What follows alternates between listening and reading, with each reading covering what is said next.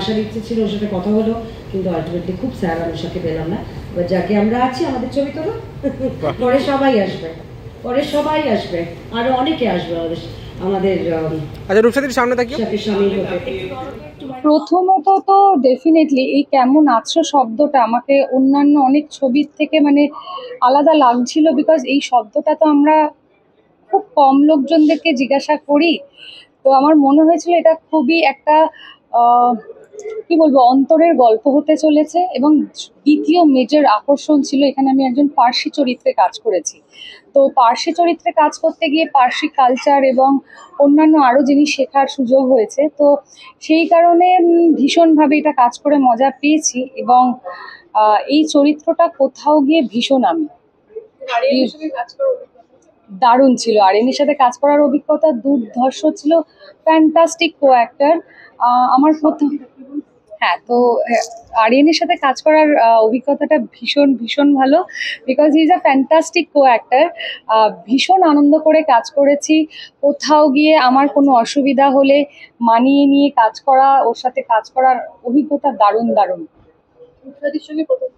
রূপসাদির সাথে আমার প্রথম কাজ, এবং আমি চাই এটা শুরু হোক, এরপরে আগামী দিনে রূপসাদির সাথে আরো কাজ করি। কারণ প্রথমত তো মহিলা ডিরেক্টর আমাদের ইন্ডাস্ট্রিতে কম, দ্বিতীয়ত শুধু মহিলা নয়, উনি খুব সুন্দর ডিটেইলে গিয়ে কাজ করেছেন।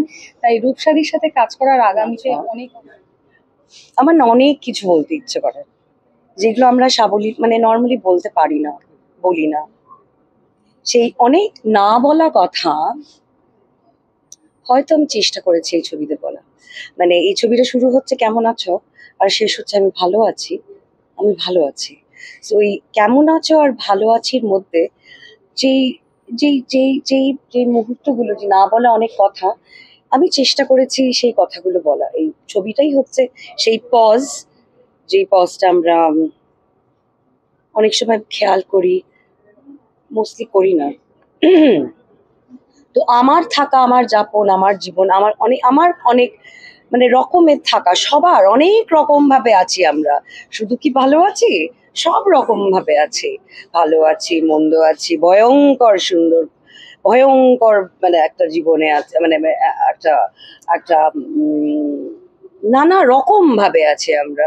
সুন্দর আছি, চেষ্টা করছি ভালো থাকার, যাই হোক ভালো নেই, বা তাও চেষ্টা করছি যেন কেউ না বুঝতে পারে, এরকম একটা নানা রকম। সেই রকমগুলো কি করে বোঝাবো বলো তো?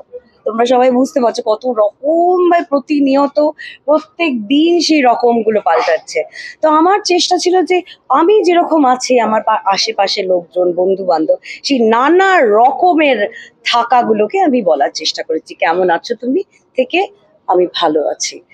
এই গল্পটা হচ্ছে পুরোটাই ওই একটা লোক ফিরোজ, যার এটা কাজ অ্যান্টিক্স কেনা বেচা করার। তো সে কেমন আছে, তার মাধ্যমে কিছুটা আমি কেমন আছি সেটা বলার চেষ্টা করেছি আমি।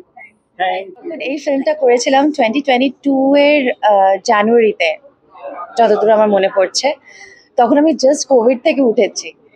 তারপরে এই ফিল্মটা করেছিলাম, বেশ তখন শীতকালও ছিল, শীত ছিল। হঠাৎ করে একদিন রূপসাদি বললো যে, আমি তখন বম্বেতে ছিলাম, যে এরকম একটা ফিল্ম করছি আমি, তুই প্লিজ এটা করবি। So I just became a part of the film, and আমার ক্যারেক্টার নিয়ে বলতে গেলে আমি একজন কাস্টমার, যে ফিরোজের অ্যান্টিক শপে আসি। ভীষণ অভিভূত হই সবকিছু দেখে, যে এত সুন্দর সুন্দর দেশ বিদেশের কালেকশন, মানে এত সুন্দরভাবে উনি কিউরেট করেছেন।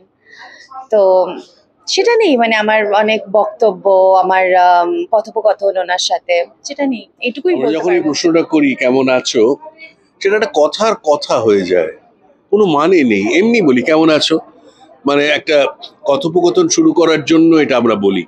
যেমন হ্যালো বলি, আমরা সত্যি কি বলি হ্যালো মানে তো নমস্কার, হ্যালো আপনি কেমন আছেন, কিন্তু আমরা সেইভাবে বলি না, আমি খুব মেকানিক্যালি বলি। কিন্তু এই ছবিতে এই কেমন আছোটা একটা অর্থ বহন করে। এই ছবিটি খুবই কৌতূহল উদ্দীপক বলে আমি মনে করছি, কারণ একটি নতুন আঙ্গিকে তৈরি এবং মানুষের মন নিয়ে একটা বিশ্লেষণ করার প্রচেষ্টা আছে। আমি একটি ভূমিকায় অভিনয় করেছি এখানে, একজন পরিচালকের, যে কেন্দ্রীয় চরিত্র ফিরোজের বন্ধু এটা ছবি করতে চায় এবং আমাদের মধ্যে আদান প্রদানের মধ্যে ওর মনের অবস্থা কিন্তু প্রকাশ পায়। সেই জন্য কেমন আছো আমার কাছে খুবই গুরুত্বপূর্ণ।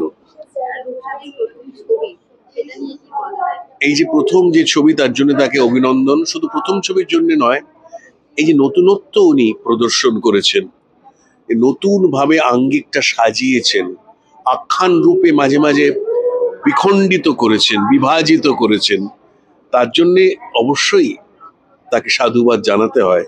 এবং এই ধরনের কাজ যে আরো হবে সে ব্যাপারে আমি কিন্তু নিশ্চিত।